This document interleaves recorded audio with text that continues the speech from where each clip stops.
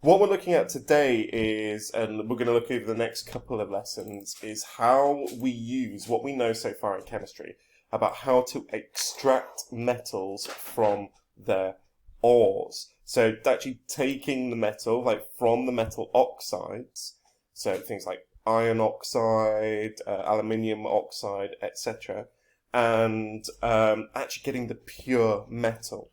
We've in the past talked about the fact that some reactions are reversible, some of them aren't. And in fact, we're going to do that a little bit more in the future as well. And we tend to say that, the reactions go in one way, but we can sometimes make them go the other way and get the actual pure metal out of a compound and break a compound apart into its substitute different things. So what we're going to look at today is we're going to look at a redox reaction that involves iron and iron oxide. Okay. There are extra notes on the PowerPoint about corrosion, but I won't go into that. It's just more of a refresh. Now, on the PowerPoint, hopefully you've got it, there should be this picture here, which has a YouTube link.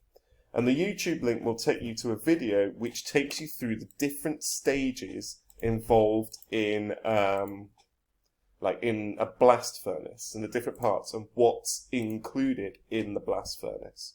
So I think one of the things that I'd like you to do, like pretty much immediately now, is, and I'm going to give you about 5 to 10 minutes or so to do this, is I'd like you to bring up this PowerPoint, click on the link, bring up the YouTube video, and I've sent you these questions here. There are a number of different things that will help you just make some immediate notes about the blast furnace itself. I've included this diagram. Normally I'll make you draw it, but I thought, okay, I'll just include a nice diagram of it. But you want to be looking at what is the function of each of these different things and what happens. Okay? And then these equations.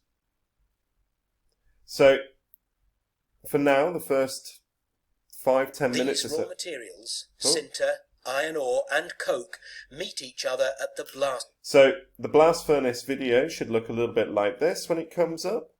And I'd like you to go through and watch it. It's only a 2-minute video. And the most of it actually is in the first part of it. You maybe have to watch it a couple of times, but I'd like you to be writing down these different note bits here. And we'll, in about 5 minutes' time, come back to it. Okay? So we've had a quick look at the blast furnace itself and what happens in there, the things that we're adding in and what each thing actually does.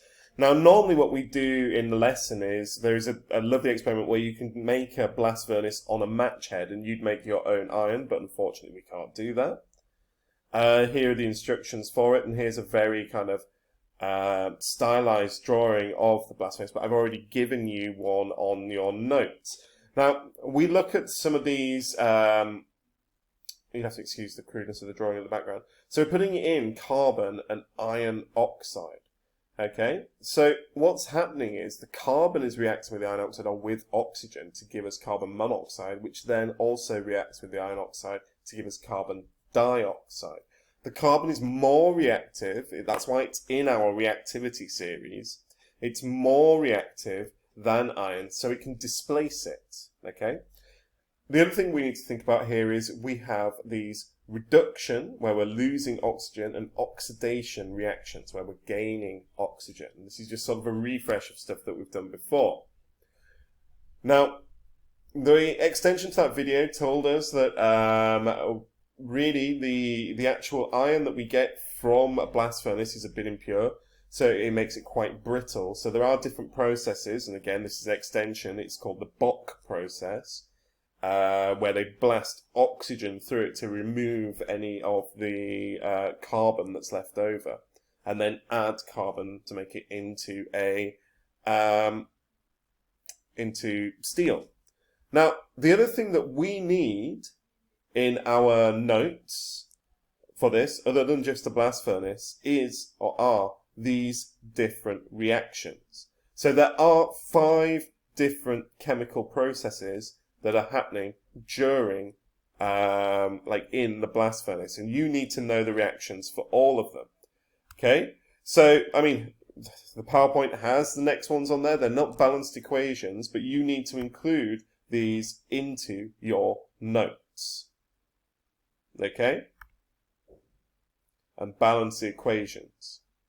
Then what I want you to do is I want you to say which ones are oxidation and which ones are reduction. So these are the more detailed equations. The ones that we've looked at before give us an overview of what's happening. These are more detailed and ones that we need to include in our notes. Okay? So, notes on the blast furnace, which you've already done. Then these different equations.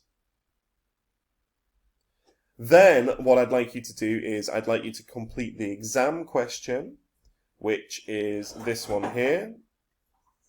Looks like this. And I'd like you to post that onto the Google Classroom. So post evidence of your notes with these equations included and the final question.